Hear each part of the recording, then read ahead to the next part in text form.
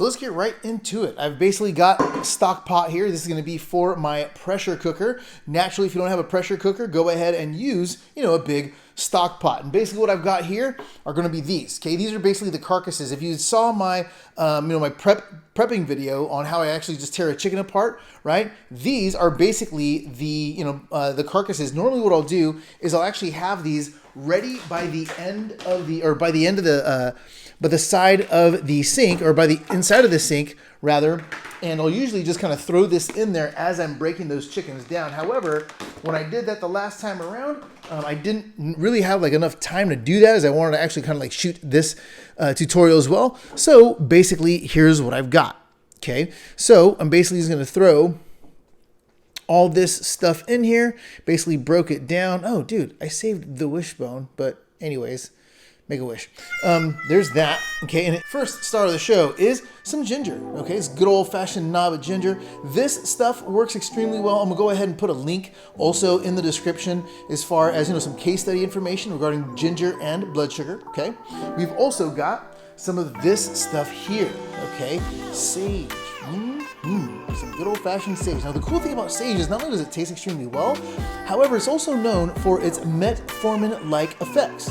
Okay, works really, really well. In fact, the British Journal of Medicine had actually done a couple of case studies. Definitely don't want to take all the credit, want to give it to them, in which they've actually tested. Type 2 diabetics, I initially heard of this on another case study where they were actually using dried sage tea because it is so, so effective. But anyway, I'm gonna go ahead and throw some of that stuff in there. I'm also gonna throw some of this stuff in there.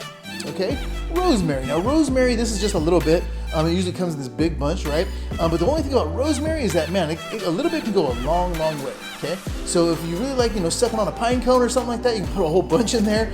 I don't want to have that. I just want to have a little bit. Okay. Now, the cool thing about rosemary is that I think it was the Center for Agricultural Sciences. I'll put a link below. Sorry for badgering the name or whatever. But yeah, basically a researcher from Mexico had actually done some work in regards to type 2 diabetes and the effects of rosemary. They were promising, however, it was a limited review. So more, obviously they're saying that more study has to be done there, or more work has to be done there. However, I'm just gonna go ahead and use it. Bingo, okay? At the same time, I'm just gonna throw in a bunch of these, right? Some good old-fashioned carrots, right? These are just some rainbow carrots and some regular carrots I had laying around, all right? I normally carry this type of stuff in the house for, the kids. And then on top of that, naturally, we're gonna go ahead and put some celery, okay? Handful of peeled garlic, and then a splash of this stuff here. This stuff has two things that we're getting out of it, okay? One, obviously, we're just gonna use a little bit, and it does help in lowering blood sugar, right? High five to that. At the same time, the apple cider vinegar is also gonna help us draw the mineral content out of the chicken bones. All right, so let's do this. All right, and that's it. I'm gonna go ahead and just chock this mug up full of water, okay? This is gonna be in a pressure cooker, so I'm gonna go ahead and run this guy for about an hour and a half, maybe close to 2 hours. Again, if you're using a stock pot, go ahead and cook this guy up for about a good, 6 to 8 hours, and you'll be all good. Let's get right to it. Now look at just how deep and rich this stuff is, okay? It looks almost like a beef stock, almost like a beef consomme, and this stuff tastes phenomenal. Obviously, my mouth is totally salivating as I'm talking here. So this, I'll typically have with some freshly squeezed lemon juice, or even some pink Himalayan sea salt, okay? And this stuff is phenomenal for not only our gut health, it's filling to the belly, tastes phenomenally well in any way.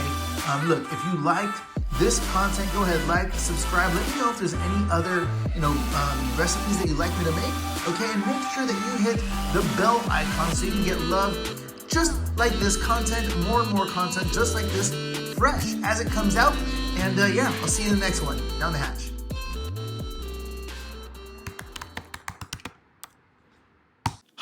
My name is Davis, and I'm part of a group you've probably never heard of. We can't be defined by the mainstream as together we're the face of a movement. And because we all know that what type 2 diabetes can do to us and the people that we love, we want all the possibilities to living the life that we deserve. Since we're fighting for ourselves, the people that we love, and for one another, we have to play the game different. We have to play the game smarter.